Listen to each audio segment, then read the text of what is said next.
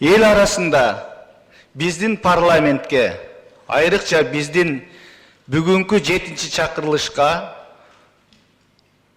ордун менен дагы, орунсуз дагы ар түрдүү жаман жакшы пикирлер айтылып келүүдө. Бул парламенттин табияты ушундай. Анткени менен ушул парламентте биздин жалпы кыргыз эли шайлоочулар шайлаган. Эмне деген күндө дагы мындан башка парламент жок. Бүгүн парламент элдин үнүн бул жерде астейдил, толук, даана, так чагылдырып иш алып барып атат. Ошондой эле эң негизги вазипасы болгон мыйзам чыгаруу ишинде өзүнүн милдетин так аткарууда.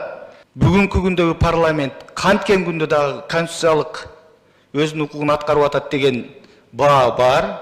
Ошол эле учурда жок.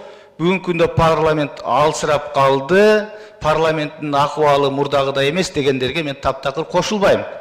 Анткени кандай гана маселе болбосун, бардык маселелер, мамлекеттик маанидеги маселелер дал ушул жерде чечилет, ушул жерде кабыл алынат.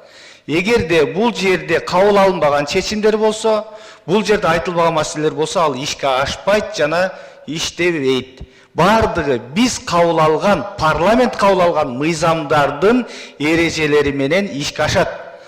Бир уч топтордун анча-мынча дайым терс пикир айтып келген жарандык коомдордун, бир саясий топтордун баасына биз эч убакта терикпейбиз. Бизге алардын баасы эмес, бизге кыргыз элинин 7,5 миллион эл менен жалпы биздин шайлоочулардын баасы маанилүү. Биз парламентте бүгүнкү күндө толук ыйгарым укук жетиштүү. Эч кандай парламент алсыраган жок. Парламент бүгүн да таасирдүү, бүгүн да күчтүү. Тек гана биз бүгүн ырыс алды ынтымак деп өлкөдөгү бардык бийлик бутактары бир жакадан баш, бир жеңден кол чыгарып, өлкөбүздүн келечегине баарыбыз бирдей салым кошуп, ынтымак ырашкерликте иш алып баруудабыз. Бирөөлөр каалагандай, айрым адамдар каалагандай, бул жерде саясий оюндарды уюштуруп, ушул бийик трибунаны интригага, ар кандай саясий маселелерге арнап, бул жерде бийлик бутактардын ортосунда тирешүүнү жаратып коюш бул оңой нерсе. Ал бүгүнкү парламенттин колунан келет. Бирок биз аны каалабайбыз.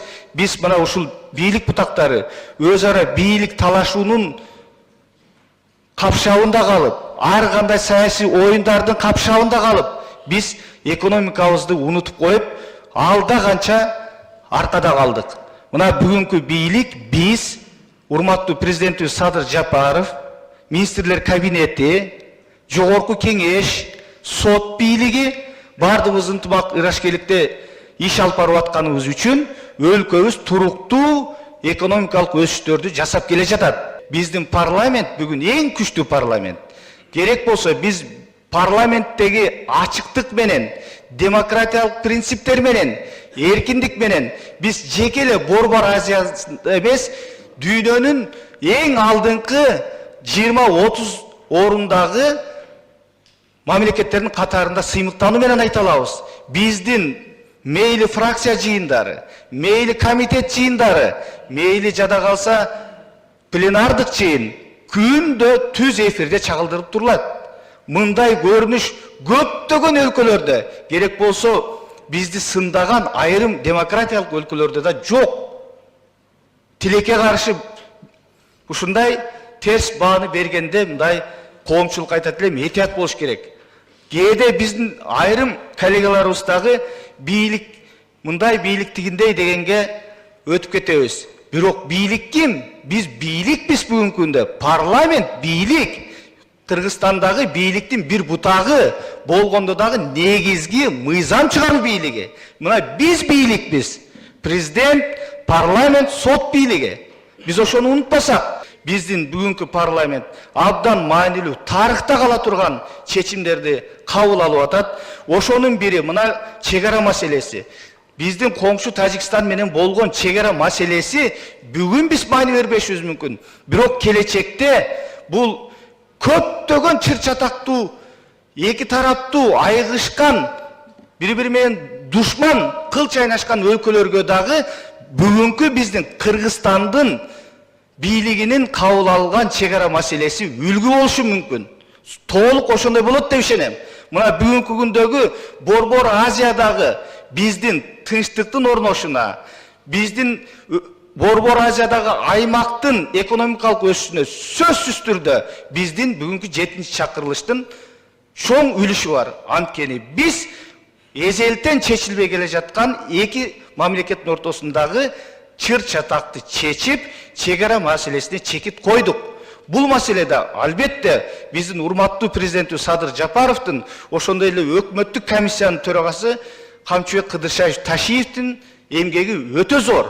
Буга биз бүгүн маани беребиз, бербейбиз, бул башка маселе, бирок тарых таасын дал ушундай баасын берет. Андыктан, урматтуу депутаттар, ошол эле тил мыйзамы, мына бизден күчтүү, биздин 7-чи чакырылыштан күчтүү деп суусап айрымдар аваз кылып сөз кылып келген парламенттердин эрки жеткен эмес. Мына биз 7-чи чакырылыш мамлекеттик тил боюнча конституциялык мыйзамды кабыл алдык. Мен муну мактануу менен, сыймыктануу менен айта алам. Ошон үчүн бийликтин бүгүнкү күндөгү бийлик бутактарынын ортосундагы бардык мамилелер бирдей, тең салмактуулук бар, күчтүү президент, күчтүү парламент. Максатыбыз адилеттүү сот бийлигин түзүү. Кыргыз элин, кыргыз мамлекетин баарыбыз биргеликте өнүктүрүп өстүрүү үчүн бардык күч аракетибизди жумшайлы, бийлик бутактардын ортосундагы тең салмактуулукка, ынтымакташкерликке дайым баарыбыз биргеликте туралы.